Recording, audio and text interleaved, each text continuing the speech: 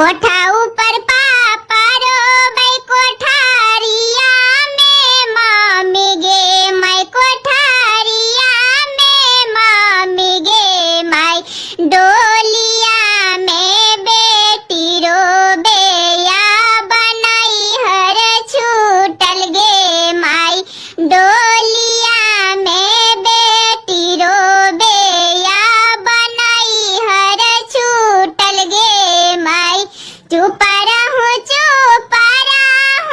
धानी सुंदर धानी धानी सुंदर धानी छोड़ू धानी नहीं हर देशवा हामी तो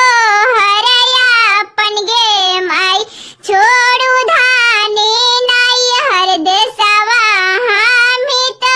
हरयापन गे माई के करा